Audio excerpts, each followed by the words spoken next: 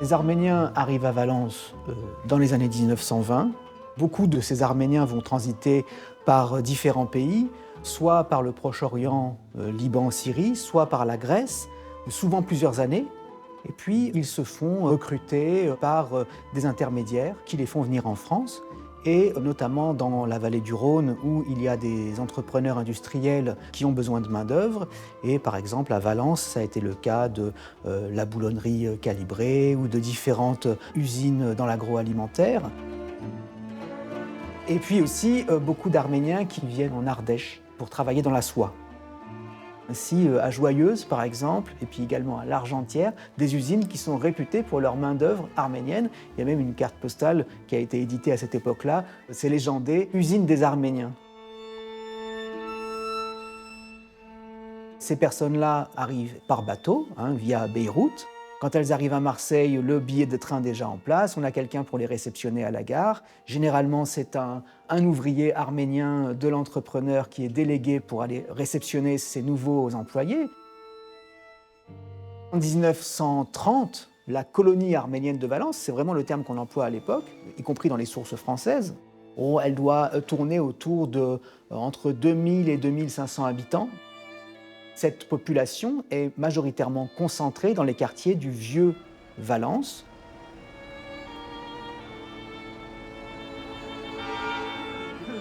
On est dans le quartier arménien. Il commence vraiment dans cette rue, la rue Bouffier.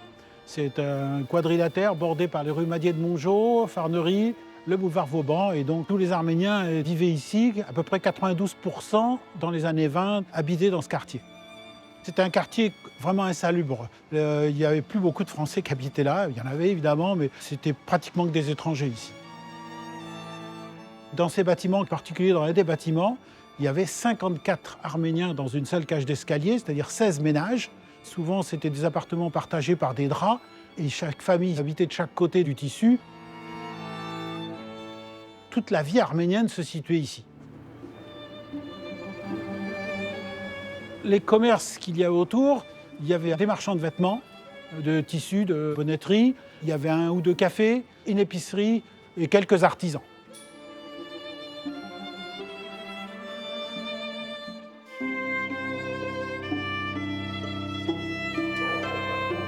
Ils ont l'air bons, tu les as bien réussis. Non, ne cherche pas trop non plus l'assiette, ça va tomber dessus. Ouais, mais un peu au milieu. Moi, je laisse le café, j'arrive. Ok.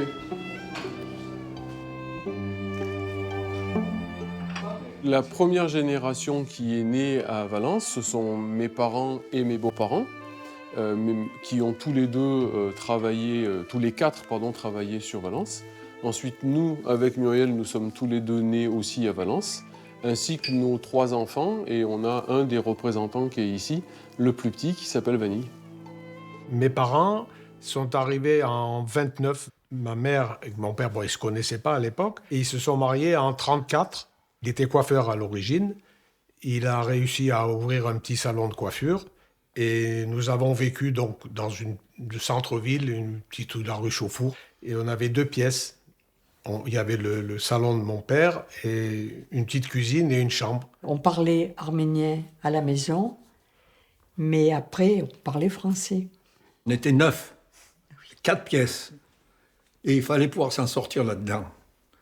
On habitait quartier Place Saint-Jean, et on a grandi là parce qu'il y avait une communauté autant française qu'arménienne, et on se fréquentait très bien, et ce qui fait qu'on jouait toujours ensemble. Mes parents ne parlaient jamais du génocide. Ils ne voulaient pas Qu'ils sachent ce qui s'est passé. Qu'on sache ce qui s'est passé. Par la suite, on a appris des choses, de toute façon. Une fois que je me suis mariée, que mes parents sont venus habiter près de chez nous, là, ma mère commençait à nous raconter un petit peu. Mais bon, elle était jeune. Hein. Elle a vu, ils ont égorgé son frère sous ses yeux. Alors quand elle commençait à parler de ça, elle partait à pleurer, et puis on s'arrêtait là. Hein. On en a peut-être plus appris par l'extérieur que par notre famille, enfin que par mes parents. Moi, ça a été le cas. Quand j'écoute mes grands-parents me parler de ce que leurs grands-parents ont vécu, forcément ça me fait quelque chose parce que c'est mes ancêtres, c'est mes racines. Et plus ça va, plus j'essaie de me renseigner sur ce qui s'est passé, parce que ça me touche directement forcément.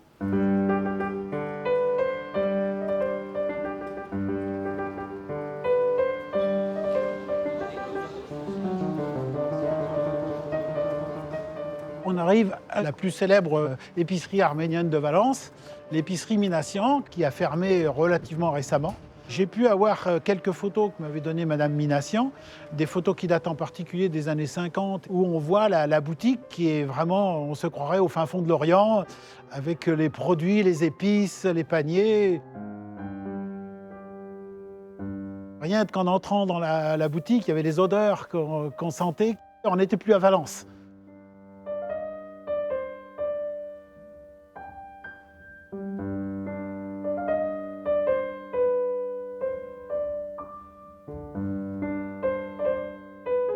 Nos parents nous disaient écoutez bien ce qu'ils vous disent et écoutez ce qu'il faut faire. Soyez corrects et pas d'insultes, rien du tout. Il faut rester neutre. À l'époque, nous, quand on était en classe, on avait l'âge de Vanig, même plus jeune, le sale arménien, ça courait vite, vous savez.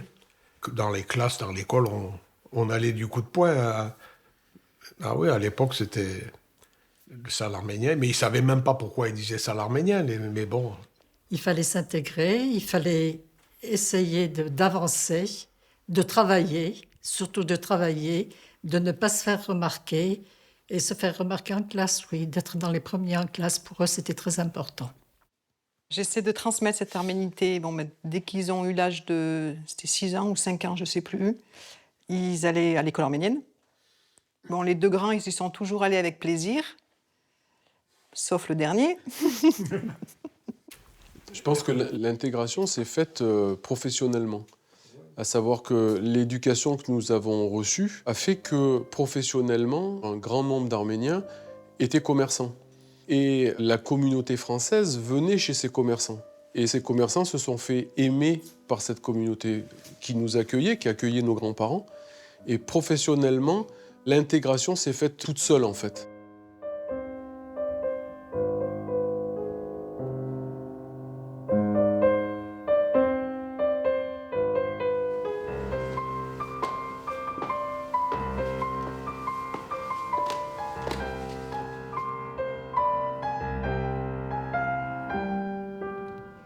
Généralement, c'est vrai que dans la diaspora, on observe qu'une des premières priorités va au regroupement autour d'une église ou d'une association cultuelle, et puis aussi de l'éducation ou de l'enseignement, même si ça ne se concrétise pas toujours par l'ouverture d'une école.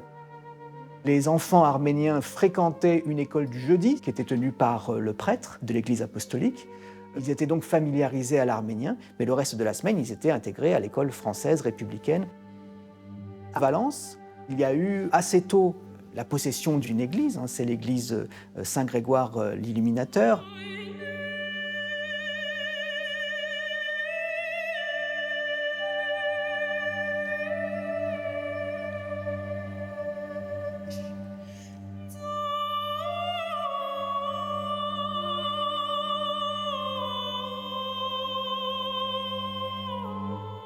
La vie religieuse donc s'organise déjà à Valence autour de l'église apostolique arménienne, mais pas seulement, parce que plusieurs cultes sont présents dans la petite communauté arménienne de Valence. Vous avez à la fois donc l'église apostolique qui représente la majorité des Arméniens, comme à l'échelle de la diaspora, environ 90% de la communauté.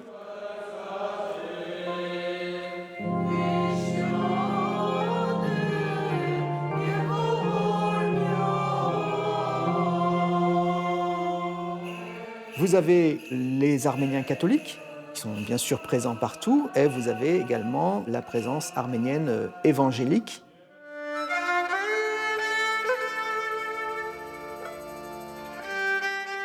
Et déjà, dans les années 1920-1930, on a tout un réseau d'associations qui se font d'ailleurs parfois concurrence, parce qu'elles n'appartiennent pas forcément aux mêmes chapelles politiques. On a souvent l'image d'une communauté arménienne organisée, unifiée, alors que ceux qui fréquentent un peu ces communautés savent très bien que, comme dans toutes les communautés, et ce n'est pas lié spécifiquement aux Arméniens, il y a du politique et il y a des divisions et des rivalités.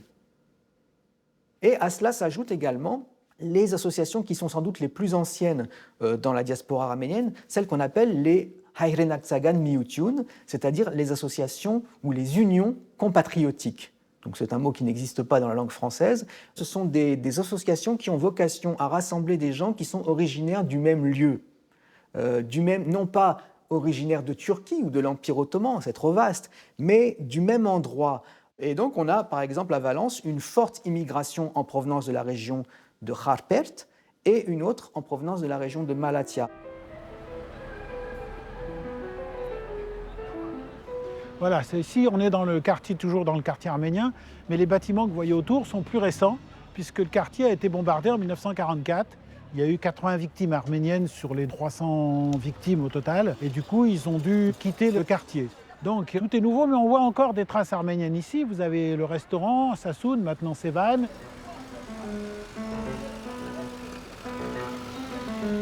Il reste aussi surtout le monument qui a fait le sculpteur local Toros, de Roman, qui symbolise le génocide de 1915. Vous voyez une dame qui tient le serpent étant l'État turc de l'époque. Le triangle symbolise le mont Ararat. C'est donc tous les 24 avril, les gens viennent ici, il y a toujours une manifestation qui part de là avant d'arpenter les rues de Valence pour la reconnaissance du génocide par les Turcs. On a souvent cette image d'Épinal, en fait, dans la mémoire de l'immigration arménienne en France, que celle-ci se rattache de manière univoque au génocide et aux rescapés. Alors qu'en fait, c'est plus compliqué que ça. On a déjà, à partir des années 45-50, des Arméniens qui viennent de Turquie et qui vont s'installer en France. Et on a, dans les années 60, et ça déborde jusqu'aux années 70, une immigration en provenance de Syrie. Alors, c'est plutôt pour des raisons économiques a priori, notamment la région d'Alep. Souvent, ils ont déjà soit des amis, soit des parents éloignés qui résident sur place. Et comme il y a déjà ces noyaux arméniens à Valence très bien constitués, eh bien, il y a de nouvelles émigrations qui convergent vers ce noyau et qui s'y adaptent plus facilement. Au revoir, merci.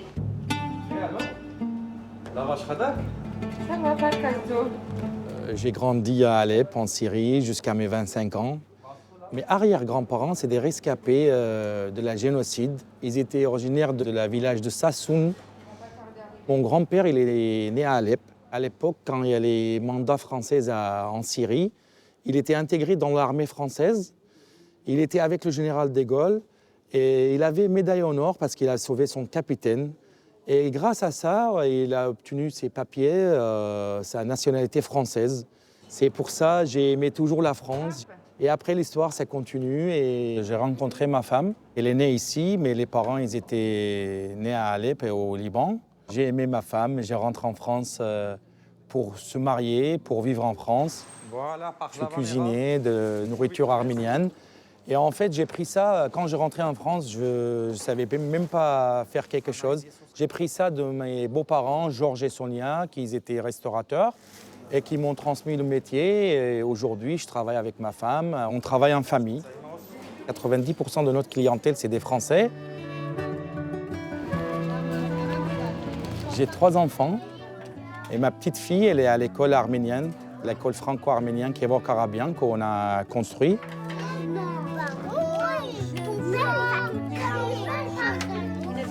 Et ma fille Lucine, c'était la première élève qu'elle était inscrite dans cette école-là. Et on était vraiment contents parce que c'était un rêve pour nous, pour garder notre langue, notre culture dans cette école-là.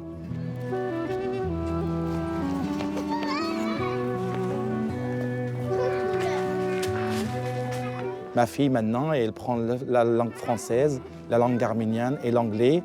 Et c'est vraiment un projet extraordinaire. Comme on est le premier peuple, il a adopté le christianisme. Alors c'est pour ça, c'est important pour nous, c'est important notre langue, c'est important notre religion.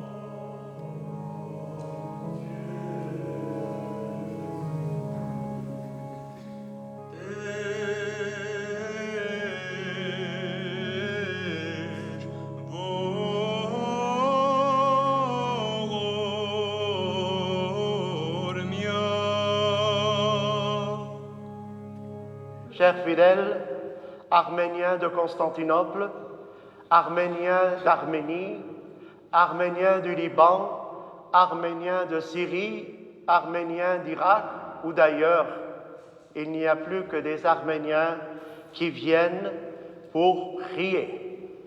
L'Église arménienne est ancrée au cœur des fidèles, au cœur de la nation arménienne. Elle a été de tout temps l'âme visible de la patrie absente.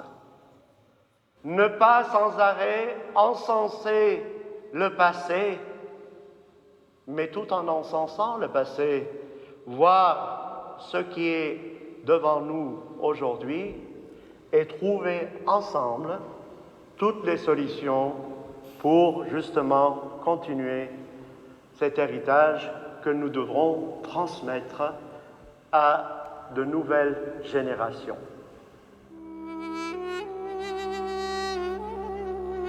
Alors, il y a une vie culturelle très animée déjà dans l'entre-deux-guerres, surtout à partir des années 30 à Valence, où on voit la colonie se structurer petit à petit avec toutes ces associations, et ça permet l'épanouissement d'une vie culturelle arménienne.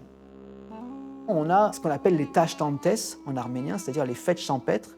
Donc c'est quelque chose de très présent, déjà dans les années 30 et jusqu'aujourd'hui. C'est un moment de rassemblement. Bon, évidemment, plutôt quand il fait beau, donc c'est peut-être pas toute l'année, mais c'est un moment de rassemblement qui est très traditionnel, très typique des communautés arméniennes. On a également le sport, notamment à Valence, des clubs de football. Il y a une histoire même prestigieuse du football arménien à Valence, qui nous emmène jusqu'aux années 1990, avec une montée en deuxième division, avec donc quelque chose qui a fait l'orgueil de la communauté. Le football est aussi un moment de fête. Sur les terrains de football, on entendait de la musique arménienne dans les gradins, on faisait griller des shish kebabs pendant les matchs, et un des administrateurs du club, qui était lui-même diacre, venait bénir les joueurs dans les vestiaires avant d'aller bénir les buts des deux côtés du terrain.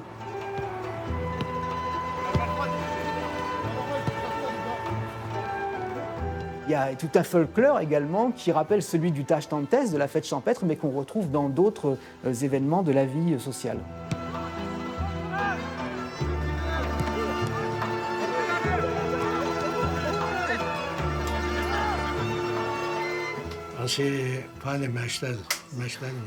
Milda, il est baptisé à Jérusalem. Voilà, la Assyrie. Ah, on dirait. Voilà.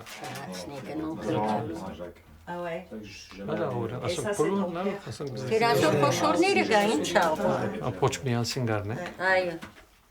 Je suis originaire du Liban, parce que mes parents ils étaient alepins, mais ils ont migré au Liban. Et donc en 1970, on est venu en France pour un regroupement familial. Et en 1984, j'ai rencontré mon épouse, qui est d'origine alépine, et on a eu 4 enfants. Alors, on a choisi Valence parce qu'il y avait ma grand-mère paternelle et mes 2 oncles qui étaient déjà là. Ils travaillaient, ils avaient fondé déjà une famille. Son père était commerçant déjà en Syrie, donc il a dû tout abandonner, tout laisser là-bas pour revenir recréer un milieu familial.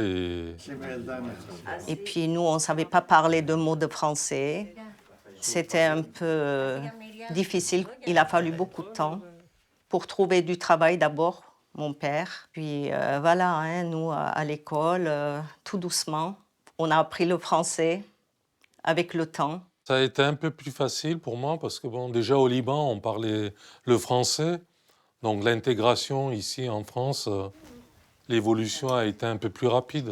J'ai essayé de transmettre à mes enfants notre culture, notre manière de vivre, notre histoire. Il y a toujours quelque chose à apprendre. On a essayé de les éduquer dans la religion. On les a transmis ça aussi, la prière. C'est très, très important, la prière, la croyance, l'Église. Tout ça, ça fait partie de notre quotidien. La prière surtout.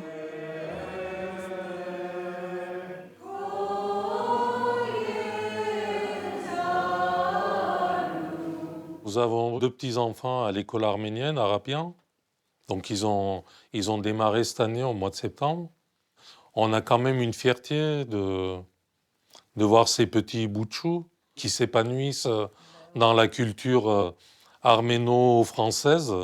Quand je vois que mes enfants ont transmis aussi quelque part ce qu'on les a enseignés, ben ça fait chaud au cœur, c'est une fierté, c'est une joie.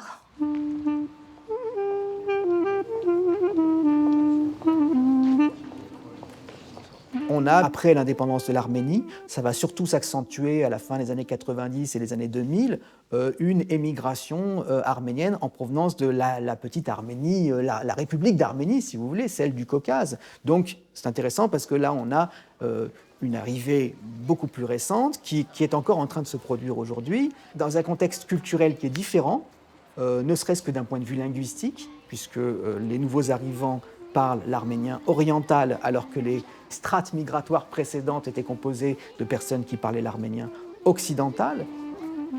Donc à Valence, par exemple, on entend les deux, on a les deux arméniens.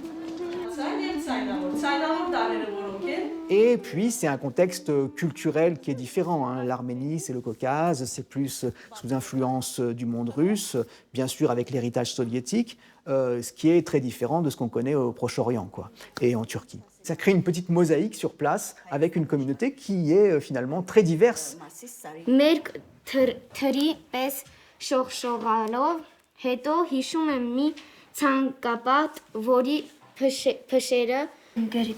Գերիքերի պես լավ հորս կոշտացած հողոտ ձեռքերը վրում դարձել են իմ ամենալավ դասագրքերը։ Սակայն մայրական քնքշանքնուսերը Գյուրիկ Տոնացած տերը Je viens d'Arménie, d'Erevan même, à l'âge de 8 ans, en 92, avec mes parents, mon frère, ma sœur et mes grands-parents paternels. Ça a commencé à être un peu dur dans les années 92 en Arménie. Du coup, ils ont préféré venir en France. On avait ce centre d'hébergement où on est resté pendant 6 mois. Et par la suite, en fait, pendant ces 6 mois, ils nous permettent de s'intégrer. Où mes parents avaient des cours de français. Nous, on était dans une école normale. Après, il y avait notre grand-mère paternelle qui parlait très bien le français, donc qui nous aidait, nous, en tant qu'enfants, pour les devoirs, pour apprendre. Et mes parents, pour faire tout ce qui est documents, remplir les papiers, tout ça. C'était plus ma grand-mère qui faisait le rôle de la traductrice. Et après, tu ramènes avec tes doigts, tu attrapes, tu rentres à l'intérieur. Mes parents étaient beaucoup dans des associations arméniennes, donc on a beaucoup grandi avec des Arméniens, même si on était en France. Donc j'ai fait le scout le dimanche matin où on allait avec mon frère tous les dimanches matins, l'école arménienne, le samedi matin, et on faisait partie d'une association où on faisait du basket. Très bien, voilà. Super bon. Très bien. Je suis très contente de la culture française, mais je voudrais qu'on garde un peu nos racines arméniennes. On a la chance d'avoir des racines, donc qu'on les garde. À l'école arménienne, on apprend des leçons et des poésies. Moi, j'apprends à écrire, à lire, parce qu'avant, j'arrivais pas. Maintenant, j'arrive très bien. Là-bas, j'ai des amis aussi. Je suis très contente quand mes enfants ils vont en Arménie, ils savent parler arménien, ils savent parler avec leurs cousins. Ils sont contents aussi.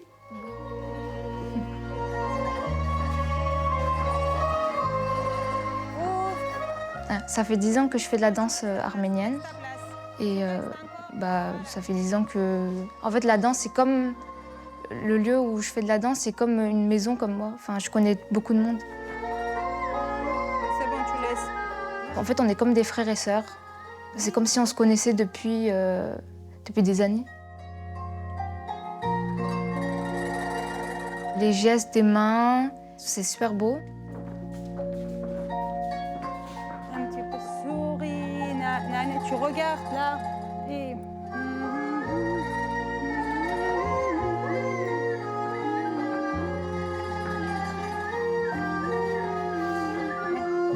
On regarde là.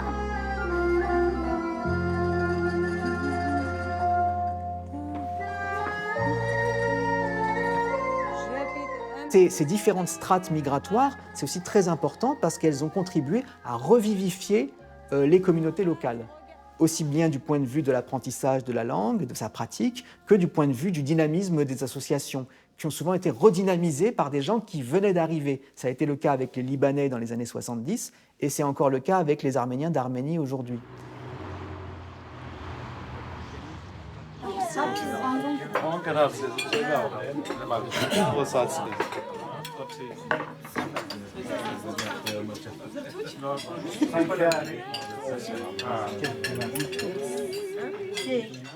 Երազիմ երկիր հայրենի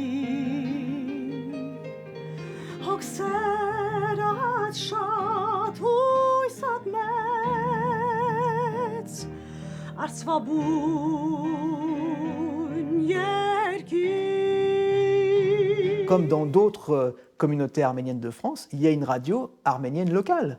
Donc à Valence, à Bourg-les-Valences, c'est Radio A, donc qui émet toute la journée. Et ça fait partie de la richesse culturelle de la communauté, de son dynamisme. Ça montre une présence qui fait que quand vous êtes dans votre voiture, comme moi par exemple, et que vous tournez le poste de radio, vous pouvez avoir la possibilité d'écouter de la musique arménienne ou des informations en langue arménienne à telle ou telle heure de la journée. C'est parti, bonjour à tous, bonjour mes chers amis, bienvenue à Radio A, bienvenue autour de cette table. Bonjour. Allez, bonjour. Comment est arrivé Radio A? Comment ça s'est passé? Parce que ça fait presque 40 ans d'existence aujourd'hui à Valence. Je me rappelle au début, on y était 50 bénévoles et on se battait pour avoir 1 heure d'émission. L'idée, c'était avoir un contact entre les Arméniens qui nous écoutent de loin et qui nous écoutent d'ici pour savoir et être au courant de ce qui se passe en Arménie ou en diaspora et être au courant de tout ce qui se passe autour. Donc aujourd'hui, on nous écoute de presque 20 à 30 pays différents, si ce n'est pas 40. Tu te rends compte qu'on a quand même un nombre d'auditeurs qui est plus développé au niveau Internet qu'au niveau hertzien. 10% de la population valentinoise est d'origine arménienne et on a toujours eu la chance à Valence d'être ni plus ni moins que chez nous en fait. Quelles que soient les municipalités qui se sont passées, l'arménien était toujours respecté et toujours mis en avant. Je pense que c'est une chance pour nous aussi. Mon grand-père, il disait, on est comme les étoiles, on est partout, on est loin un de l'autre, mais on brille toujours. Alors, sans oublier nos racines, en même temps d'intégrer dans de nouvelles cultures, de réussir, de recommencer à zéro, d'être toujours exemplaire. C'est pour ça on est peut-être un peu fiers.